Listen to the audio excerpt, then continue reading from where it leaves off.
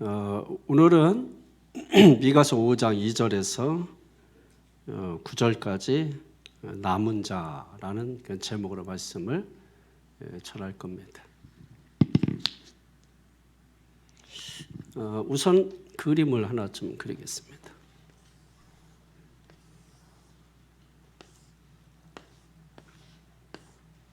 뭐 같아요?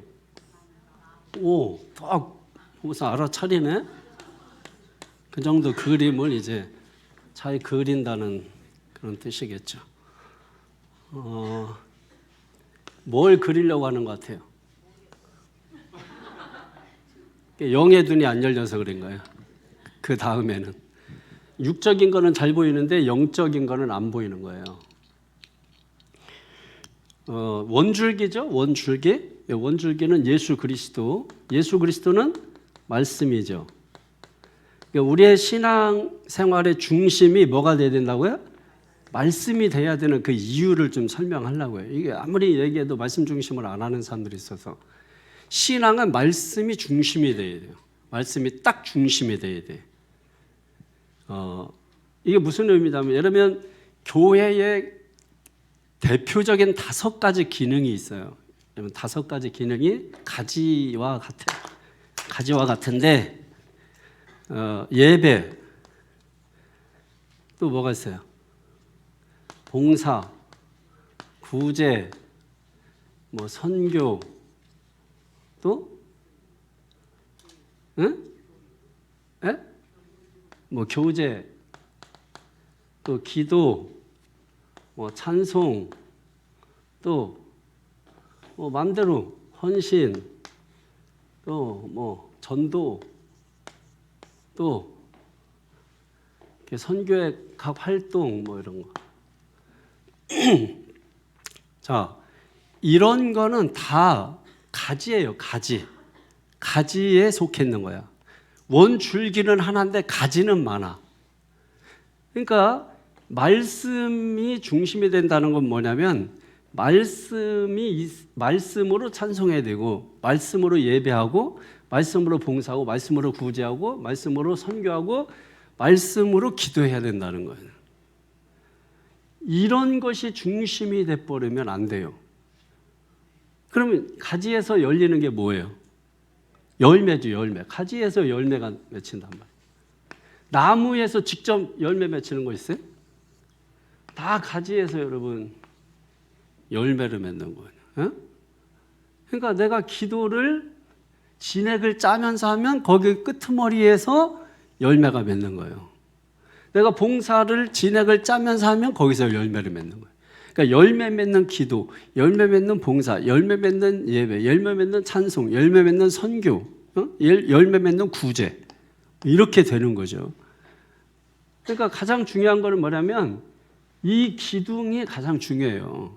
여기가 하나님의 말씀이 중심이 돼야 된다. 이게 중심이라는 의미예요. 이 중심이 되지 않고 이거 빼고 그러고 나서 가지만 가지고서 신앙생활을 한다. 그러면 원줄기 없이 어떻게 가지가 있을 수 있어요? 원줄기가 없다는 건 무슨 얘기예요? 원줄기에서 가지가 떨어져 나갔다는 거잖아. 떨어져 나간 가지는 잠시 동안은 살아있는 것 같지만은 얼마 가지 않아서 다 말라 죽어버려요.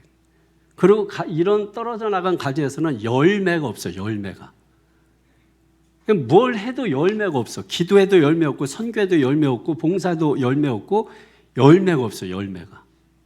열매는 뭐 성령의 열매, 대표적으로 성령의 열매, 그런 게 없다면 사랑, 희락, 화평, 우레, 참, 자비, 양성, 충성, 온유, 절제, 이런 열매들이 열리지 않는단 말이에요. 그러니까 가지의 생명은 어디에 있는 거예요? 가지에 있는 게 아니고 원줄기에 있는 거예요. 원줄기. 원줄기가 이 밑에 뿌리에서 여기에서 모든 자양분을 끌어당겨 가지고 가지에 보내주는 거죠. 가지에. 그죠? 그러니까 이런 거 가지고 신앙생활을 하려고 하면 안 돼요. 이거는 없어도 이거는 반드시 있어야 되는 거예요. 이거 없이는 이게 있을 수 없는 거예요. 그러니까 제대로 하려고 하면 뭐예요? 원줄기만 있으면 또 안 되잖아요. 원줄기에서 가지가 있어야 되잖아요. 나와야잖아. 가지가 이렇게 나와야잖아요. 그래서 거기에서 열매를 맺는 것까지 가야, 그죠? 신앙이 완성된다. 완성이 결국 뭐냐면 안식이에요. 우리가 이 일을 딱 완성시켰을 때 뭐예요? 쉼이 있잖아요. 일을 완성시켰을 때, 일을 막 밤을 새든 뭐하든 일을 완성했어. 그때 여러분 퍼펙트한 거잖아요. 그걸 우리가 안식이라고 하는 거야. 안식. 그 안식의 삶이 있어야 된다. 우리가 신앙도 주일날도 예배도 집에 돌아갈 때는 퍼펙트해서 돌아가야 돼. 완성을 시켜야 돼. 완성을. 그래, 야 오늘 참 아주 좋다. 참 좋다. 토부 참 선하다. 참 좋다. 이게 돼야 된단 말이야. 근데 이게 되지 않고 여전히 그냥 드라이한 상태에서, 메마른 상태에서 그냥 돌아가면 안식 없이 가는 거야. 안식 없이. 우리가 안식일이 주일이잖아요. 예? 주일. 그러니까 주일은 안식하는 날이란 말이에요. 이 안식은 바로 완성이란 말이에요. 완성. 왜냐하면 하나님께서 천지 창조하시고 다 이루었다. 다 이루었다. 그걸 하나님 보시기에 좋았더라. 토부. 예. 그러니까 하나님 보시기에 참 좋았다. 완성이란 말이에요. 안식은 완성이다. 그래야 참된 안식이 우리에게 주어지는 것이다. 예. 그리고 이제 우리가 이제 말씀 듣고 은혜 받았습니다. 뭐 이렇게 하잖아요. 은혜 받았습니다 할 때 사실 그 은혜가, 우리가 아까 이제 뭐 모든 게 다 은혜고 지금 여기까지 온 게 다 은혜고, 우리가 이제 그렇게 이제 모든 걸 다 하나님의 은혜로 이렇게 받아들이는 경우도 있는 거예요. 근데 우리가 말씀을 듣고 은혜 받았습니다 할 때는, 그때 우리가 은혜 받았다고 할 때는 사실은 모든 거 감사, 그래서 여기까지 온 거 주님의 은혜, 이거하고는 좀 다른 개념인 거예요. 말씀 듣고 은혜 받았다라고 하는 것은 뭐냐면 내 생각을 다 버렸다는 뜻이거든요. 내 생각을 도려냈다, 잘라냈다는 뜻이거든요. 말씀은 칼이잖아요. 그러니까 말씀을 듣고 내 생각을 잘라내는 거예요. 그러니까 잘라내니까 아프죠.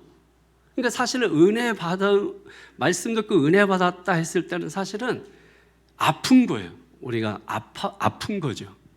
예. 그러니까 잘라냈으니까 아픈 거예요. 그래도 그게 은혜란 말이에요. 잘라내고 수술하고.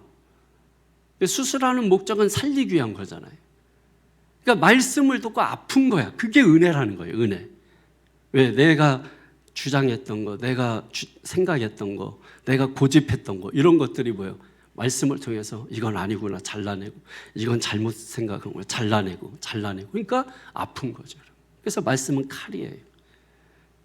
그래서 잘라내는 거예요. 그래서 아픈 거예요. 그래서 은혜 받았습니다 할 때 정확한 개념은 뭐냐면 내 생각, 이런 것들에 다 잘려져 나간. 그러니까 말씀을 제대로 들은 사람들은 뭐예요? 말씀을 통해서, 말씀의 칼이잖아요. 그 칼을 통해서 내 생각들이 잘려나간 거예요. 그래서 우리가 말씀을 나눌 때, 말씀 듣다가, 내가 이런 생각들이 잘못됐다는 걸 알았어. 할 때 그게 은혜라는 거예요. 그게. 그렇게 우리가 이야기 나눌 때 있죠. 그런 걸 은혜라고 하는 거예요. 그랬을 때 좋아요? 힘들어요? 힘드는 거야? 아픈 거야? 그걸 받아들여야 되는 게 아픈 거예요. 그렇지만 신앙의 입장에서 그게 참 잘된 일인 거야. 그죠? 그래서 우리가 말씀 듣고 내 생각이 잘못했다는 것을 깨달았어. 그러면 생각을 잘라낸 거잖아. 그게. 그러니까 그 자리에는 상처가 있는 거죠, 여러분. 그래서 힘든 거예요. 그렇지만 그게 은혜야. 그렇게 될 때 하나님께서 이제 접붙여 주시는 거예요. 더 좋은 걸 주신다고, 더 튼실한 걸 주신다고. 그러니까 결코 우리가 잘라낸 것은 손해가 되지 않는단 말이에요. 거기 하나님의 접붙여 주시면 더 좋은 것으로 붙여 주신단 말이에요. 믿습니까? 그걸 우리가 또 믿음이라고 하는 거예요. 믿음이라고. 우리가 여러분 이런 믿음을 정확하게 성경적으로 따라가야 믿음이 자라는 거고, 성경적으로 따라가야 여러분의 신앙이 제대로 되는 건데, 하나같이 자기 생각으로 믿음이라고 생각하는 거야. 그 성경적인 믿음하고 달라, 그게. 그래서 여러분 목사가 들을 때 여러분은 믿음이라고 하는데 여러분은 그냥 이 세상에서 말하는 그 믿음을 얘기하는 거야. 그런 건 믿음이 아니고 신뢰라고 하는 거예요. 세상에서 말하는 거는. 근데 그거는 성경에서 말하는 믿음이 아니에요. 그러니까 이제 그런 어떤 이 개념들을 잘 이해하고 그 개념에 맞게 우리가 신앙생활하는 게 굉장히 중요한 거예요. 자, 다시 이제 본문으로 돌아가서 우리가 지금 이제 대강절, 그죠? 대림절, 강림절, 이거 뭐 하는 거죠? 한마디로 말하면 기다리는 거야. 기다리면서 뭐 하는 거예요? 기다리기만 하는 거예요? 그럼 기다리는 건 뭘 기다리는 거예요? 오시는 주님을 기다리는 거잖아. 그러니까 기다리면서 가만히 있어요? 준비하는 거야, 준비하는 거야. 그러니까 준비하면서 기다리는 걸 대강절, 대림절, 강림절 그렇게 이야기하는 것입니다. 그러니까 우리가 이 성탄절을 맞이하면서 이 대강절 기간에 예수님이 오시잖아요. 그래서 우리가 무엇을 준비해야 되나? 나는 무엇을 준비해야 되나? 그게 대강절이에요, 그게. 그러니까 아무것도 준비하지 않고 그냥 이 주님 성탄을 맞이하게 되면 똑같은 거예요, 그냥. 매번 똑같은 거예요, 여러분. 그러나 내가 준비한 만큼 뭐예요?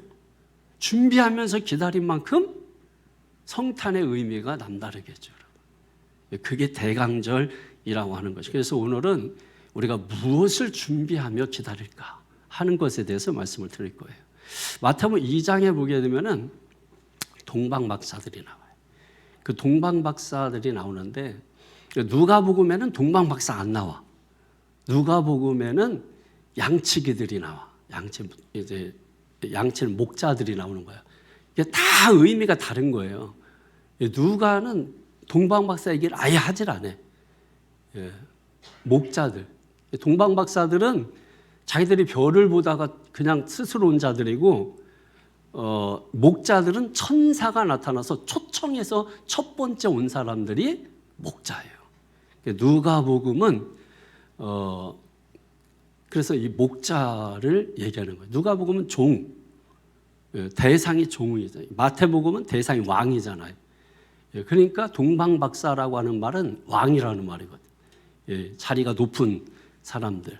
그러니까 대상이 다르고, 그래서 똑같은 내용이라도 이게 요한복음에 있는지 누가복음에 있는지 마태복음에 있는지에 따라서 다른 거예요. 왜냐면 의도가 달라. 의도가. 내용은 같아도 같은 얘기를 가지고 다른 얘기를 할 수 있는 거야. 의도가 다른 거예요. 그런 관점을 우리가 잘 볼 수 있는 게 이제 실력인 거죠. 그런 게 이제 실력이 되는 거죠. 그래서 마태복음 2장에 보면 동방박사들이 나와요.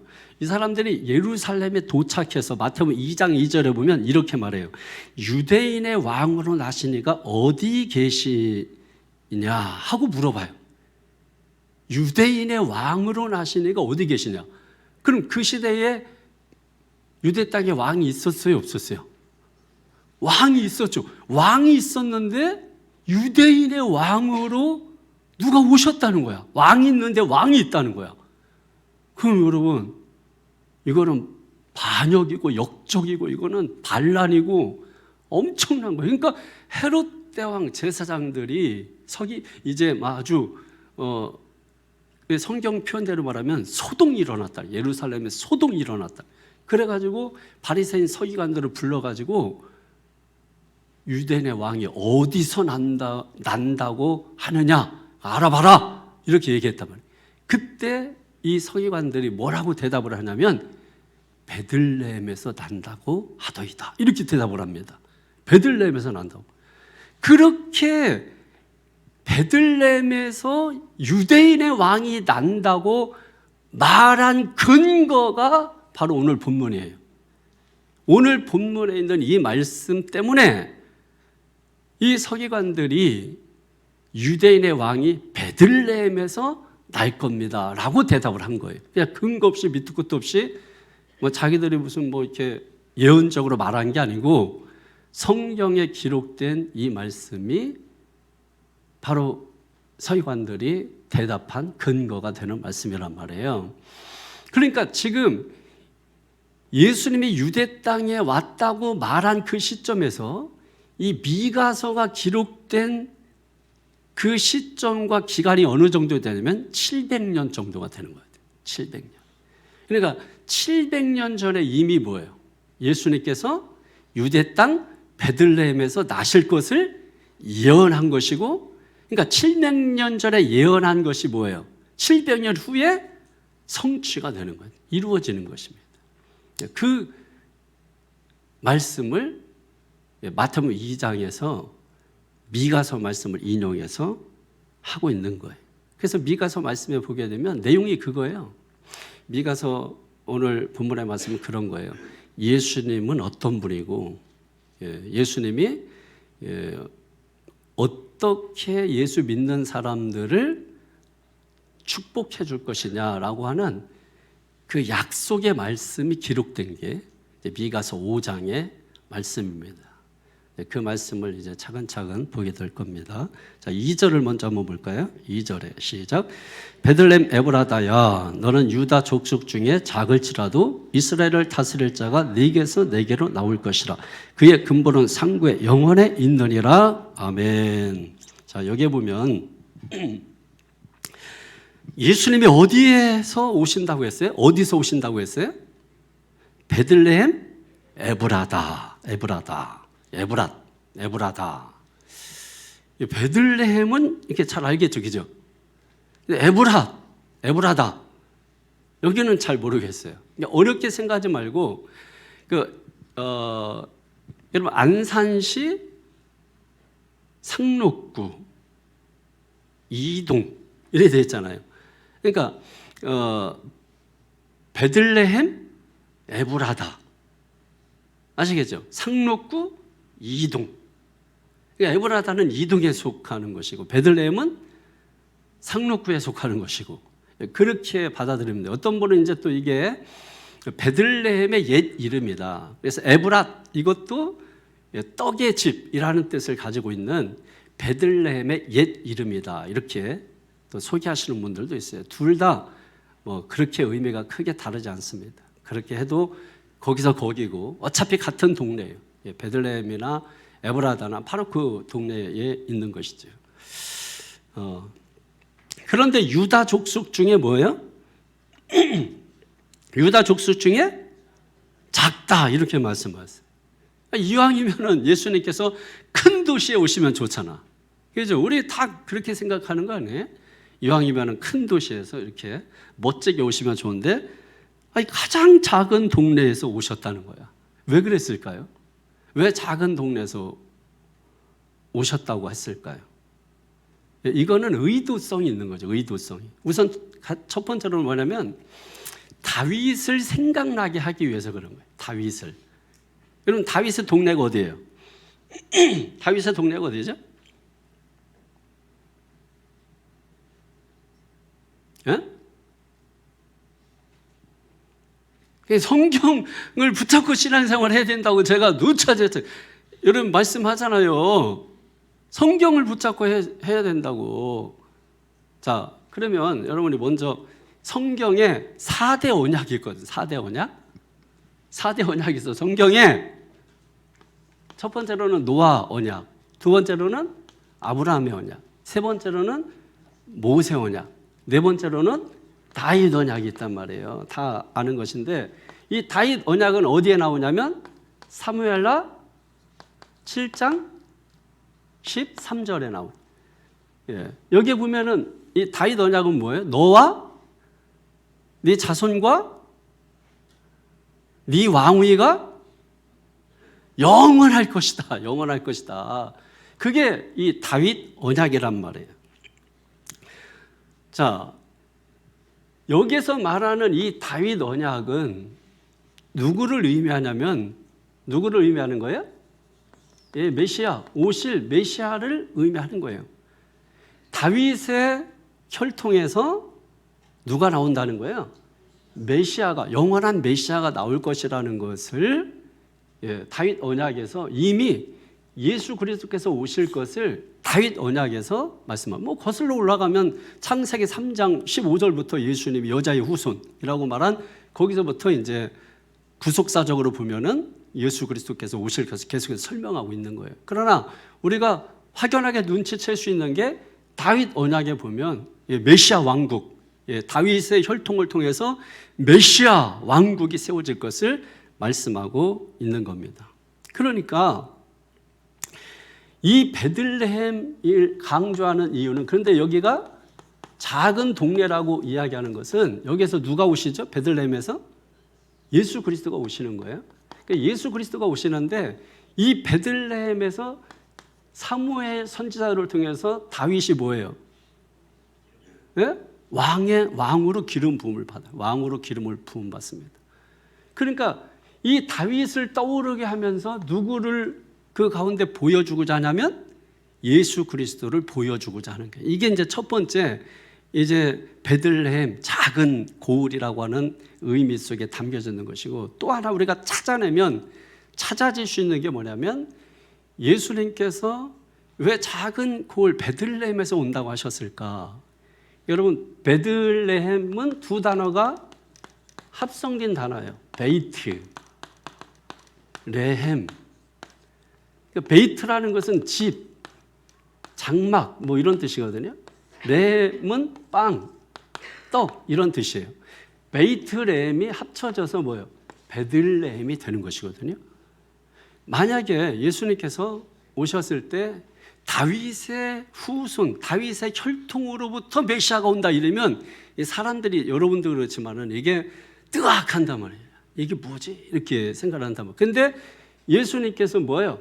베들레헴, 떡집, 예? 떡집에서 오신다. 방앗간에서 오신다. 자, 여러분, 이게 우리는 지금 확 와닿지 않지만은 당시에는 사람들이 먹고 사는 문제가 심각하단 말이에요. 오죽했으면은 여러분, 이 양식이 하늘이다라는 말이 있어요. 그러니까 그 정도로 이 먹는 문제가 심각했다. 우리나라 사실은 여러분 옛날에 인사 자체도 식사하셨습니까? 진지 드셨습니까? 이거 인사였잖아요. 그만큼 우리도 먹는 문제가 중요했고 심각한 상황이에요. 북한 뭐 가깝게 북한은 지금도 이제 굶어 죽는 사람들이 있고, 또 아프리카는 뭐 먹지 못해서 굶어 죽는 사람 많고, 지금도 굉장히 많아요. 지금도 뭐 이렇게 우리는 잘 먹기 때문에 이제 그렇지만, 이스라엘 백성들은 그때 로마에 종살이 하고 있었고, 그러니까 뭐 노예들이 가장 시급한 게 뭐예요? 먹는 문제죠, 먹는 문제. 잘 먹지 못하고 일한단 말이에요. 노예들은 누가 먹는 거 잘 주고 뭐 이렇게 해서 일 시킵니까? 그냥 노역을 시키면서 먹는 거는 시원찮게 주고 뭐 그렇게 하는 거죠. 그러니까 예수님께서 떡집에 오셨다. 그 당시에 굶주린 사람들, 굶주리는 것이, 생각을 해보세요. 굶주리는 것이 단순히 육신적인 배만 굶주리는 건 아니죠. 육신적으로만 굶주리는 게 아니고 영적으로도 영혼이 굶주린 그런 상태에 있을 수가 있는 것이죠. 그러니까 예수님께서 베들레헴 떡집에 이렇게 오셨다라고 하는 것은 먹지 못하는, 다시 말해서 영적으로 가난한 사람들, 육신적으로 뿐만 아니라 영적으로 굶주리고 가난한 사람들을 위해서 예수님이 오셨다라고 하는 의미를 베들레헴 에브라다, 작은 고을이라고 표현한 그 말씀 속에 이런 의미가 담겨져 있다라고 하는 것입니다. 자, 4절을 한번 보실까요? 4절에 이런 굶주리고 배고픈 사람들을 위해서 예수님을 보내신다 하는 약속이 있는 거예요. 그리고 4절을 보겠습니다. 시작. 그가 여호와의 능력과 그의 하나님 여호와의 이름의 위엄을 의지하고 서서 목축하니 그들이 거주할 것이라. 이제 그가 창대하여 땅 끝까지 미치리라. 아멘. 목축이라는 말이 있잖아요. 목축이라는 말 들어보셨죠? 목자가 목축을 하는 거잖아요. 그러니까 우리 주님이 오셔서 굶주리고 배고픈, 이것이 육신적인 것뿐만 아니라 영적으로 허기지고 배고픈, 그죠? 영적으로 허기지고 배고픈 그 사람들을 위해서 주님이 오셨는데, 오셔서 어떻게 그들을 돌봐주시느냐? 목자가 목축하듯이, 우리를 돌봐주신다라고 하는 말씀을 지금 주고 있는 것입니다. 그래서 주님을 우리가 성경에 보면 뭐라고 말씀하죠? 싹군 목자가 아니라 선한 목자라고 하잖아요. 싹은 뭐예요? 그러니까 싹을 받고 일하는 목자잖아요.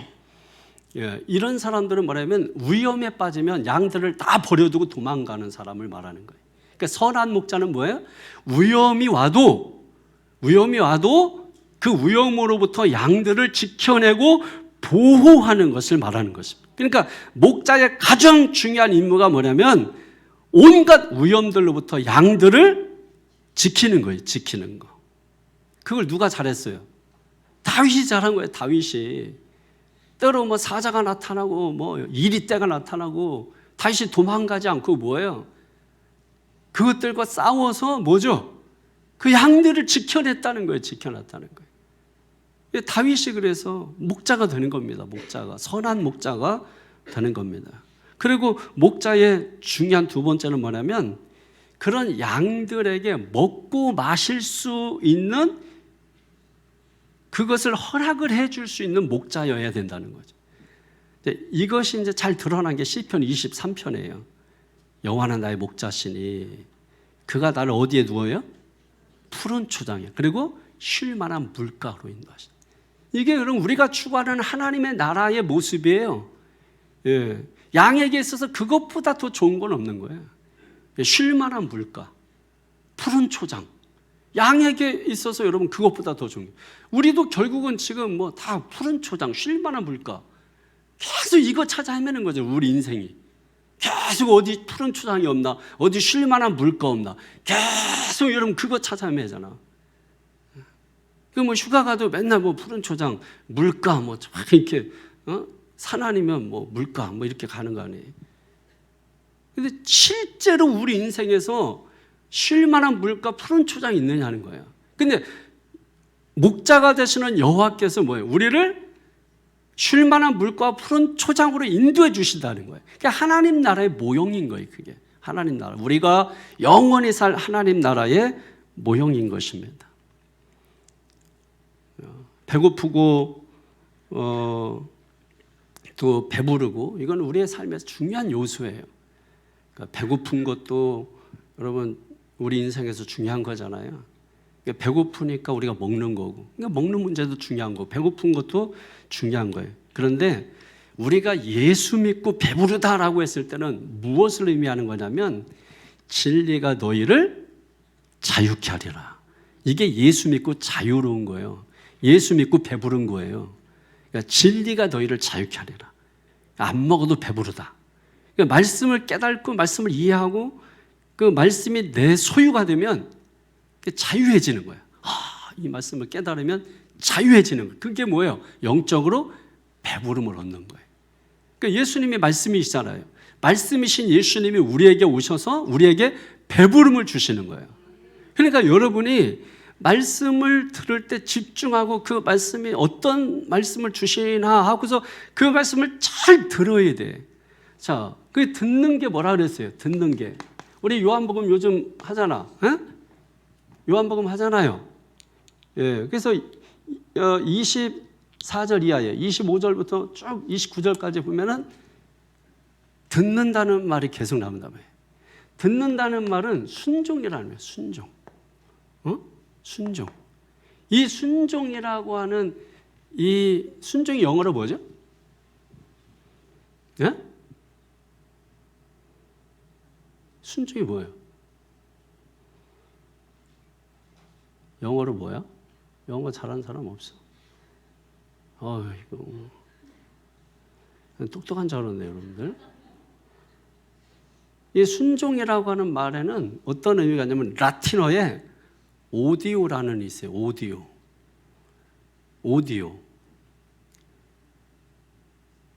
오디언스. 그러니까 여러분 이 오디오라고 하는 말이에요. 그럼 오디오가 뭐예요? 듣는다는 뜻이잖아요. 듣는 거. 그러니까 우리가 성경에 듣다 뭐 이렇게 나오는 거는 뭐예요? 순종이야. 순종을 의미하는 거예요. 듣는 게 순종이라고. 순종이 듣는 거라고. 그러니까 듣는 자는 살아나리라. 그러니까 순종하는 자는 살아나리라. 그러니까 듣고 뭐예요? 행하는 것으로 나오죠. 예? 듣고 행하는 것. 듣고 행하는 자는, 그죠? 그러니까 순종을 의미하는 거예요. 순종을. 예. 그래서 이제 29절에 지난번에 5장 29절에 보면은 선한 일을 행한 자는 생명의 부활로, 악한 일을 행한 자는 심판의 부활이. 이게 선한 일이 뭐예요? 듣는 자를 말하는 거예요. 듣는 자는 천국. 예. 이거 악한 거는 뭐예요? 듣지 않는 거예요. 듣지 않는 거. 듣지 않는 건 악한 거란 말이에요. 하나님 말씀을 듣지 않는 건 악한 거예요.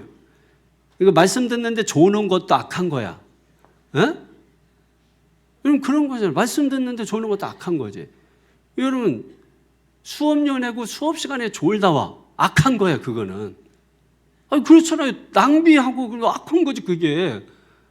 아까워가지고도 막 공부해야 되거든. 헌금하신 분들이죠, 오늘 헌금하신.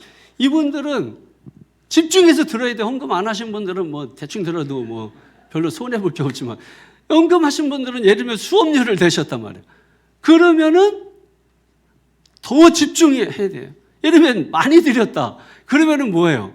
더 집중을 해야 돼, 더.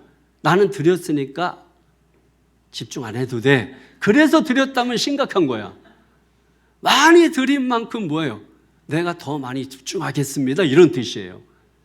이게 세상의 논리하고는 거꾸로, 세상에서는 돈 내면 쉬어. 예? 돈 안 낸 인간들이 일하지. 근데 교회는 거꾸로야. 안 낸 인간들은 쉬란 말이에요. 맘 놓고 쉬란 말이에요. 낸 사람들은 뭐야? 더 많이 집중을 하셔야 된다는 거야. 여러분, 이걸 깨달으시는, 이거를 깨닫지 못하면 인간적으로 들어가서, 목사님이 또 말이야. 이런 식으로 간다니까?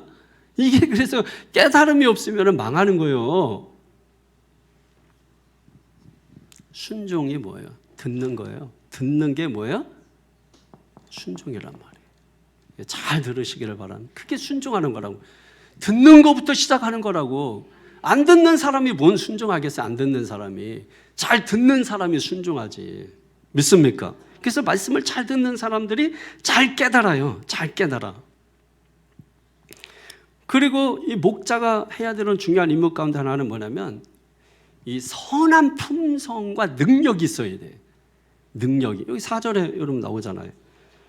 여호와의 능력과 그의 하나님 여호와의 이름의 위엄을 의지하고. 그러니까 선하지 않는 품성을 가지고 있으면 뭐예요? 양들을 이용해 먹는다고. 그러니까 목자는요 반드시 선해야 돼. 품성이, 성품이 선해야 돼. 우리 주님을 부를 때 항상 뭐라고 불러요? 선하신 주님이라. 근데 사람은 선하지가 않아. 존재 자체가 타락했잖아. 악해. 그리고 우리 주님은 뭐예요?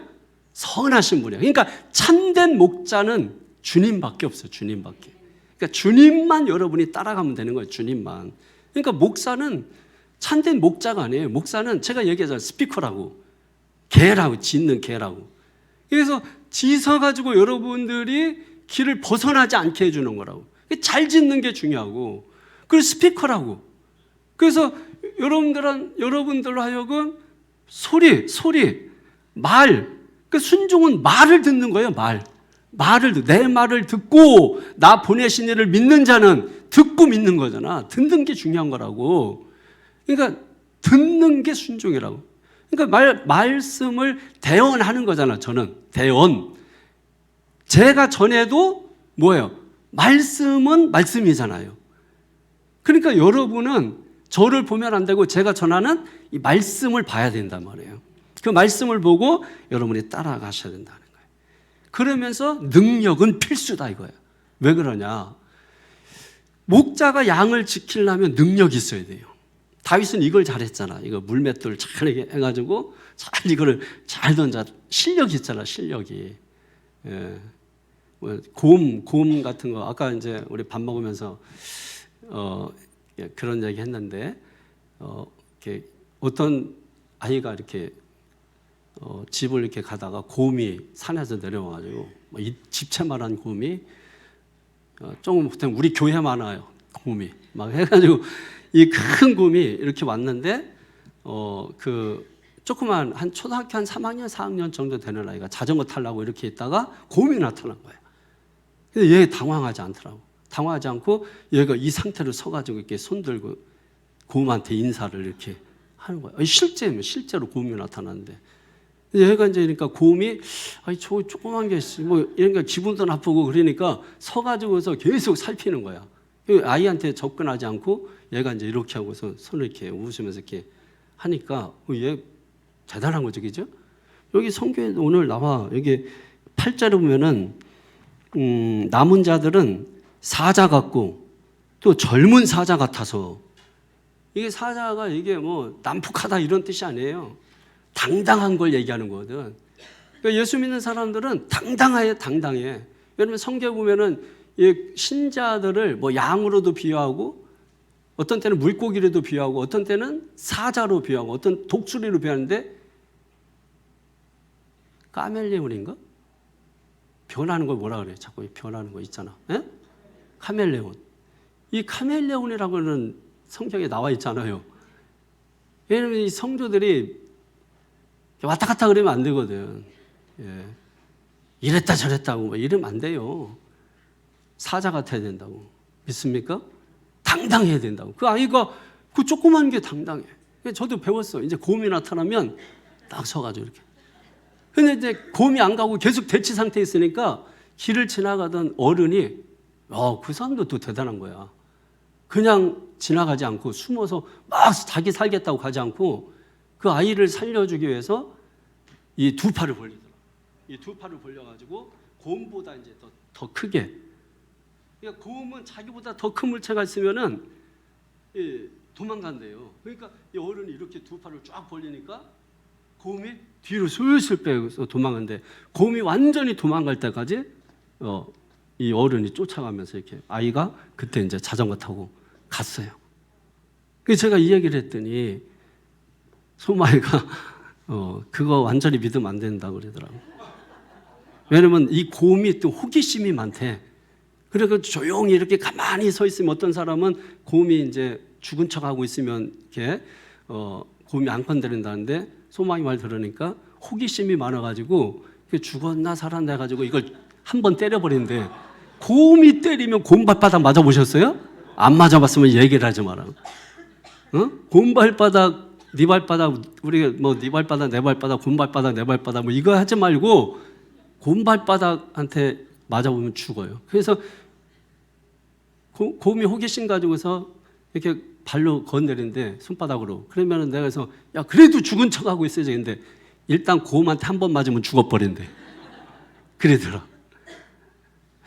그러니까 어쨌든 뭐 맞는지 뭔지 모르는데 하여튼 죽은 척하거나 아니면 이제 자기보다 크게 이렇게 몸을 벌린다든지 실제로 거기서는 도망가더라고. 큰 곰이 도망가더라고. 우리는 뭐야? 사자 같은 존재. 독수리 같은 존재. 닭이 아니라고 우리는. 예? 닭뼈를 세우고서 막 이렇게 하지 말라고. 그런 거 하지 말고. 독수리라고. 하늘을 확 멋있게 하는. 예수 믿는 사람이 여러분 그런 거라니까. 왜 자꾸 자신을 닭으로 생각하고 여러분 그러냐고. 날개 있다고 다 여러분 셉니까? 아니에요. 날개 있어도 새 아닌 것도 있어요. 날개 있다고 또 다 날지도 못해. 능력이 있어야 되는 능력이 선한 목자는. 그래서 지킬 수 있는 능력, 보호할 수 있는 능력, 또 꼴을 먹일 수 있는 능력, 또 쉴만한 물가로 인도할 수 있는 능력, 푸른 초장으로 이끌 수 있는 능력, 그런 능력이 있어야 되는 거죠. 그래서 우리는 그런 목자를 만나면 어떻게 해야 돼? 그런 목자를 만났을 때는 즉시 그리고 모든 것을 버려두고 예수를 따라가야 돼. 제자들 보세요. 베드로, 안드레, 야고보, 요한 이런 사람들은 뭐예요? 즉시 모든 것을 버려두고 예수를 따랐다 이렇게 말씀하고 있습니다. 믿습니까? 여러분 우리가 신앙생활에 그게 필요한 거예요. 이런 사람들을 주님이 어떻게 하시느냐. 5절에 시작. 이 사람은 평강이 될 것이라. 아수르 사람이 우리 땅에 들어와서 우리 궁들을 밟을 때는 우리가 7 목자와 여덟 군왕을 일으켜 그를 치리니 아멘. 뭘 주신다고요?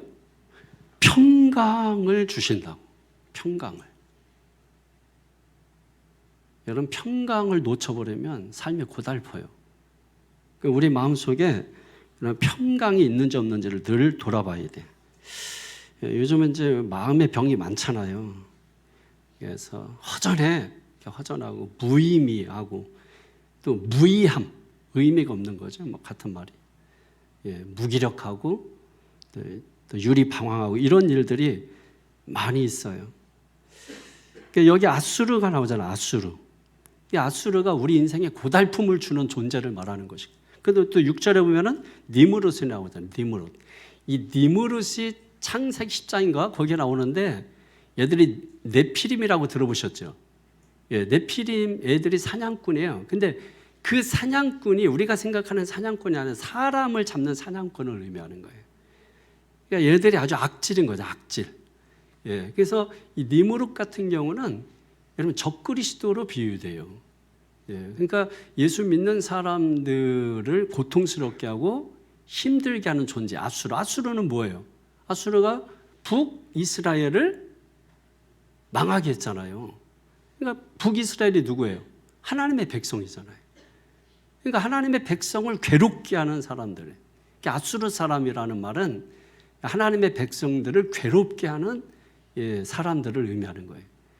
그런데 그렇다 할지라도 하나님께서 뭐예요? 아수르와 니무롯 그 가운데서 우리를 어떻게 하신다고요? 건져내신다고요. 건져내신다. 5절, 6절 맨 마지막에 보면 뭐예요? 건져내리라. 이렇게 말씀을 건져내리라. 믿습니까?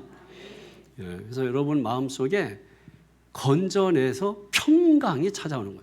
죽을 뻔했는데 살았어. 갑자기 뭐예요? 우리 마음속에 어휴 하고서 뭐가 임해요? 평강이 많은 거예요. 평강. 그 평강을 하나님께서 우리에게 주신다는 것이죠, 여러분. 6절도 한번 읽어볼까요? 시작. 그들이 칼로 아수르를 땅을 황폐하게 하며 니무롯 땅 어기를 황폐하게 하리라. 아수르 사람 우리 땅에 들어와서 우리 지경을 밟을 때는 그가 우리를 그에게서 건져내리라. 아멘. 할렐루야.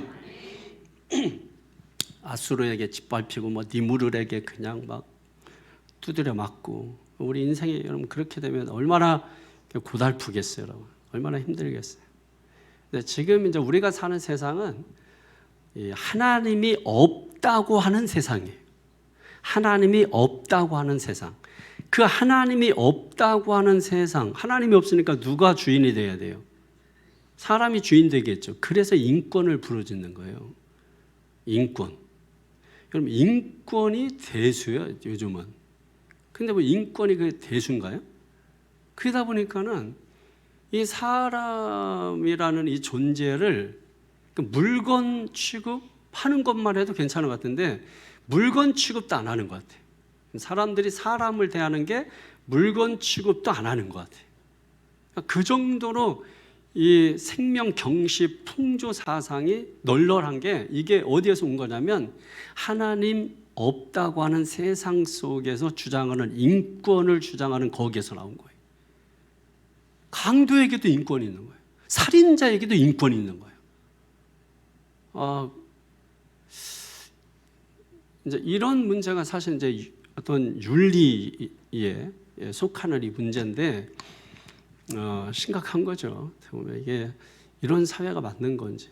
해서 뭐 이제 막 여러 가지 뭐 법들을 고쳐보려고 하고 하잖아요.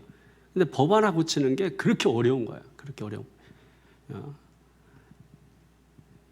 오늘 제 아까 뉴스 저녁 나오기 전에 이렇게 한 가지 접한 게 눈썹 이거 하는 거 있잖아. 우리 은정자매 어디 갔어?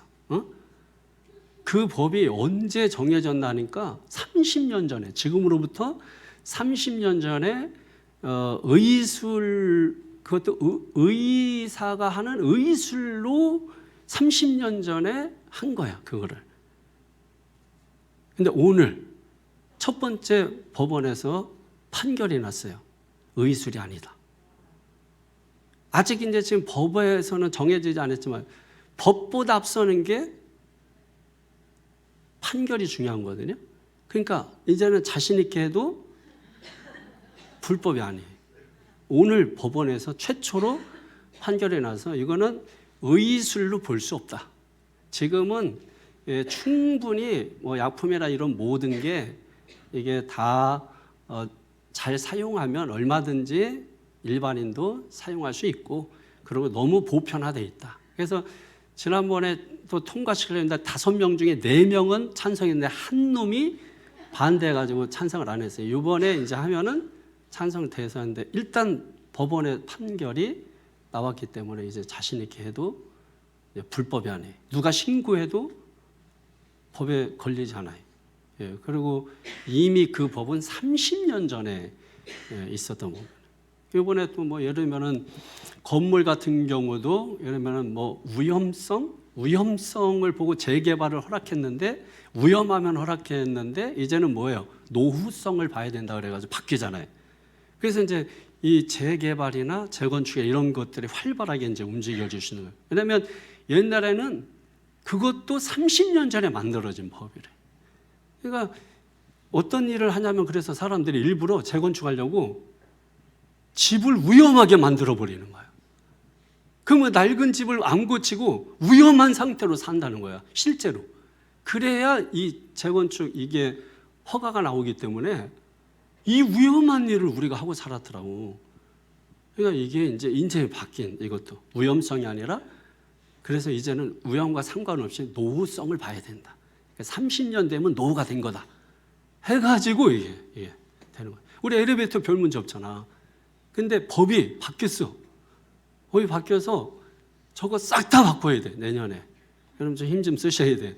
저거 그냥 수리만 하는데 2천만 원 넘어요.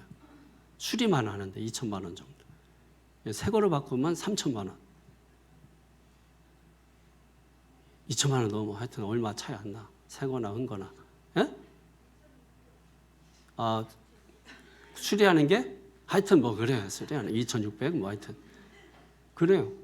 그 정도 드는 거예요. 해야 돼, 저거를. 의무적으로 해야 돼요. 우리 내년 초까지 해야 돼요, 저거를. 그래서 지금 견적 받아놓고 기도 중에 있어요. 얼마나 은혜로워요. 하나님이 없는 사람들, 악인이잖아, 쉽게 말하면. 근데 이들의 인권이 높아진다? 자기 목소리 되는 거예요. 그러니까 요즘은 건뜻 하면 자기 목소리네. 막 옛날에도 이렇게 데모가 많았나? 옛날에도 이렇게 뭐 막 사람들이 자기 목소리 내는 사람들이 많았나? 할아버지 할머니들도 언제부터 이렇게 데모하러 나오셨지? 자기 목소리를 너무 막 내는 거예요. 근데 악인이 내는 그 목소리는 다 자기 소욕입니다. 자기한테 이로우면 그게 정의고, 자기한테 이롭지 않으면 그게 불의한 거예요. 그러니까 이런 사회에 뭐 정의가 어디 있고, 뭐 공정이 어디 있고, 뭐 공통이 어디 있어요, 여러분. 그러니까 이게 안타까운 거죠. 근데 오늘 이 모든 걸 해결해 줄 수 있는 분이 오신다는 거예요. 어디에서 오신다? 베들레헴에서 인심이 난다. 믿습니까? 베들레헴에서 인심이 난다. 누가 오신다는 거예요? 베들레헴에서 예수님이 오신다는 거예요. 오셔서 어떻게 하신다고? 우리를 다스리신다. 어떻게? 목자가 목축하듯이 저와 여러분들을 다스려 주신다. 그래서 지금 뭐야? 대강절, 대림절, 강림절. 그렇게 하기 위해서 오시는 주님을 우리가 기다리고 준비하는 거란 말이에요. 결론입니다. 그러면 어떻게 우리가 준비하고 기다릴 것이냐라고 하는 거예요. 자, 거기에 대해서 오늘 본문에 여러분 줄기차게 나오는 것 또는 강조되는 핵심적인 게 있어요. 3절에 있고 7절, 8절에 나오는 단어인데, 자, 7절, 8절 같이 한번 읽어보겠습니다. 시작. 야곱의 남은 자는 많은 백성 가운데 있으리니 그들은 여호와께로부터 내리는 이슬 같고 풀 위에 내리는 단비 같아서 사람을 기다리지 아니하며 인생을 기다리지 아니할 것이며, 야곱의 남은 자는 여러 나라 가운데와 많은 백성 가운데 있으리니 그들은 수풀의 짐승들 중에 사자 같고 양떼 중에 젊은 사자 같아서 만일 그가 지나간즉 밟고 찢으리니 능히 구원할 자가 없을 것이라. 아멘. 자, 여기에 보면 어떤 단어가 나오죠? 야곱의 남은 자. 이걸 뭐라고 해요? 남은 자 사상이라는 거예요. 남은 자 사상, 렘넌트. 남은 자 사상이라. 남은 자 사상. 이 남은 자는 여러분 신약적으로 누구를 의미할까? 신약에서는 예? 그리스도인들을 의미하는 거예요. 그리스도인들, 예수님을 믿고 의지하는 사람들. 자, 여러분 죽으면 천국 갑니까? 죄송하지만 그 아멘이 보장해 주는 건 아니에요. 예? 아멘은 그냥 건성으로 누구도 따라할 수 있고 뭐 그럴 수 있는 거잖아요.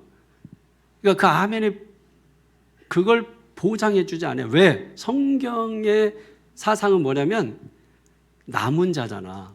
그러니까 통닭 먹다가 좀 남기죠, 여러분. 보통 보면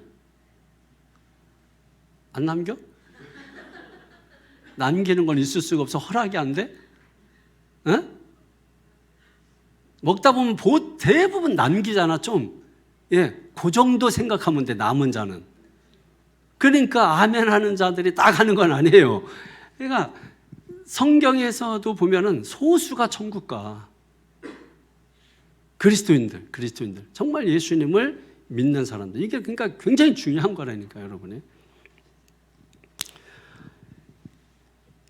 이 사람들의 특징은 뭐냐면 누구를 기다리지 않아요? 인생을 기다리지 않는다. 인생이 뭐예요?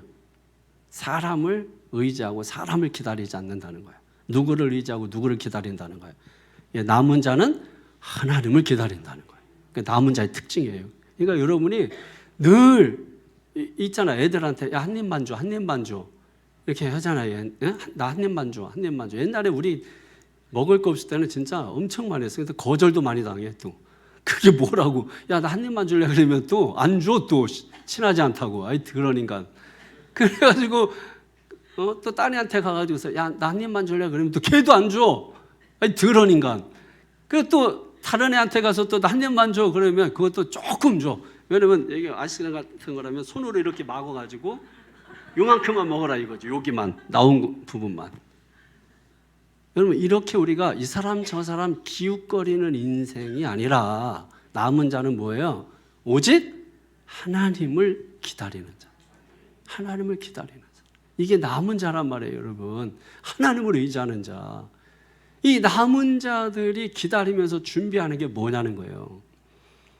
여러분 앞에 들어오다 보면은 저 입구에 뭐가 있어요? 대강절 촛불이 있잖아요. 대강 저렇게 하는 게 아니고 엄청 열심히 준비해가지고 하는 거예요. 예?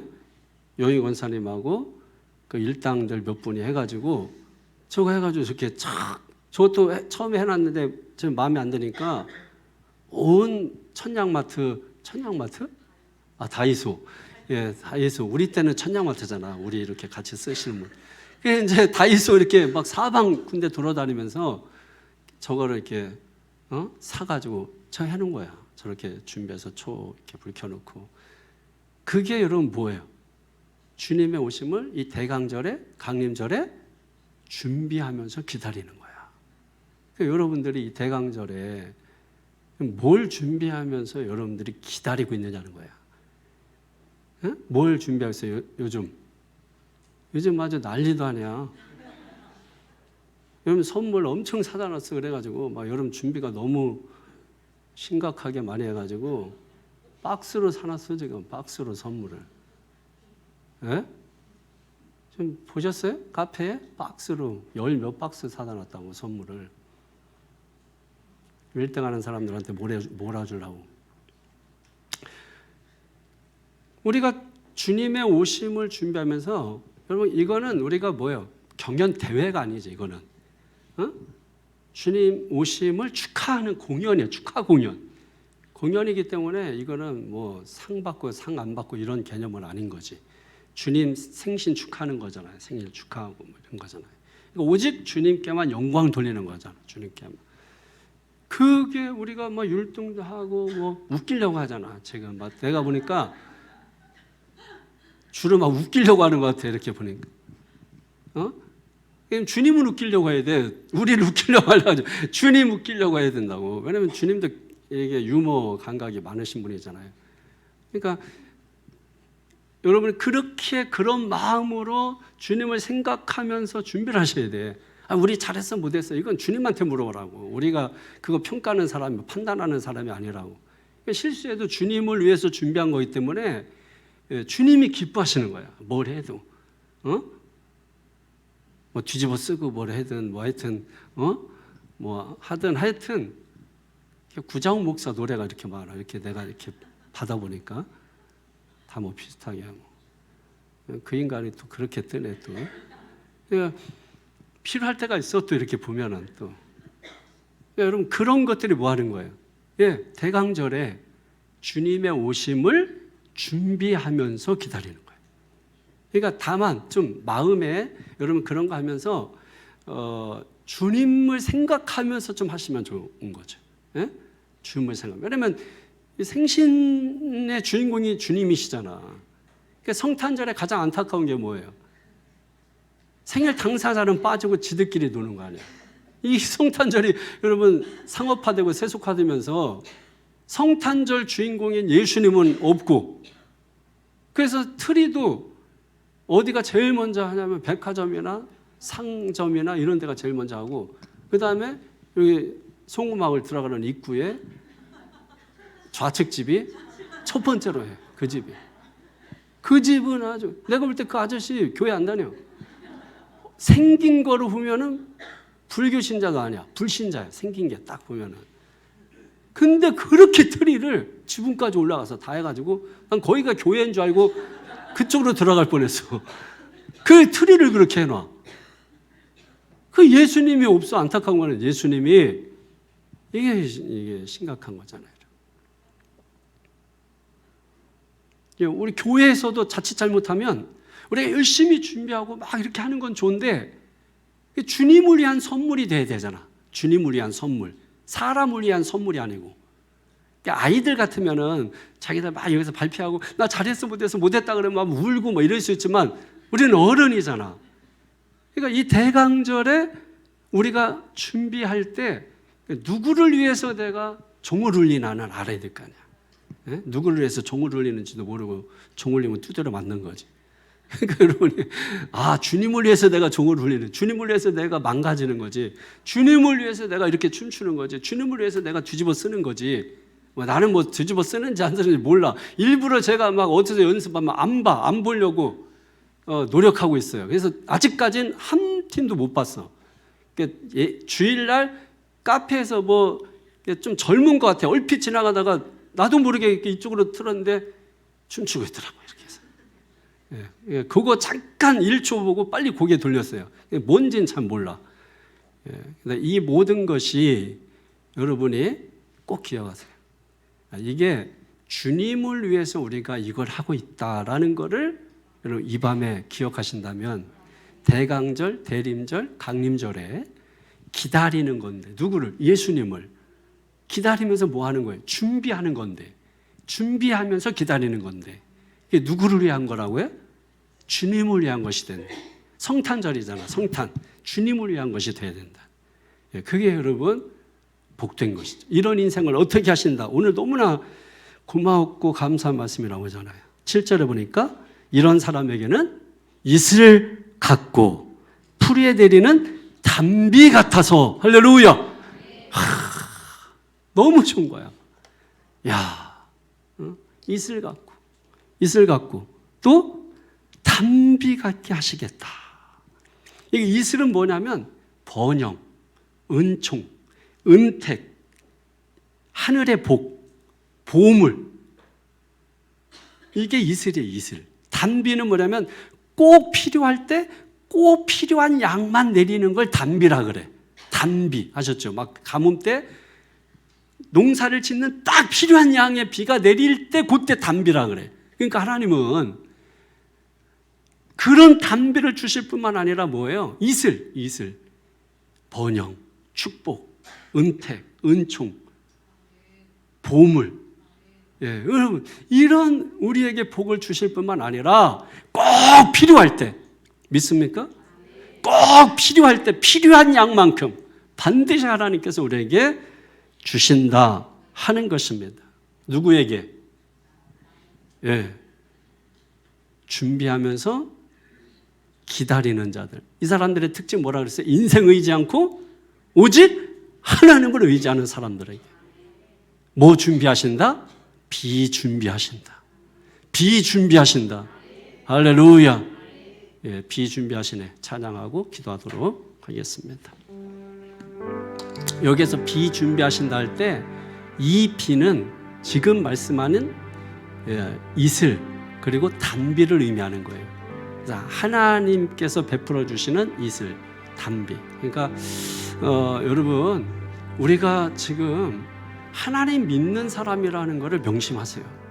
그리고 오늘 말씀대로 우리가 남은 자라는 것을 명심하세요. 그리고 남은 자답게 살아야 돼. 말씀 듣고도 내 감정 따라가고 내 생각 따라가면은 똑같아요. 말씀을 들었기 때문에 그냥 말씀을 따라가는 거야. 아, 하나님께서 지금까지 내 인생이 곤두박질치고 지금까지 내 인생이 그냥 시궁창에 들이박는 인생이라 할지라도 오늘 말씀을 들어보니까 뭐예요? 아, 하나님께서 이슬 같게 하고 단비 같게 하시겠다.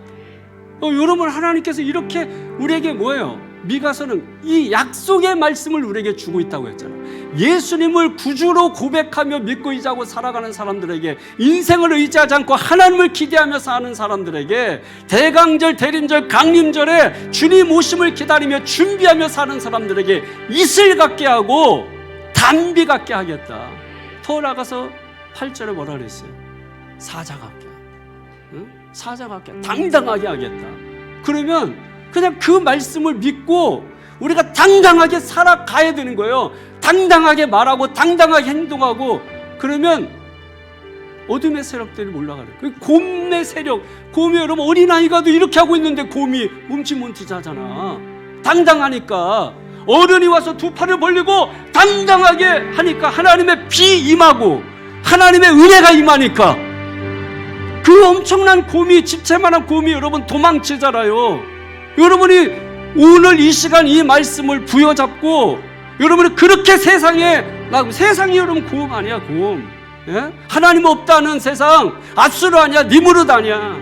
이 세상 앞에 우리가 그냥 비겁하게, 비굴하게, 치사하게 이쪽 붙었다 저쪽 붙었다, 카멜리온도 아니고 여러분 한입 반주하면서 세상 이쪽 저쪽 여러분 그 매달리는 인생이 아니라 정말 하나님 의지하면서 여러분 이 시간에 약속의 말씀이잖아요. 약속의 말씀.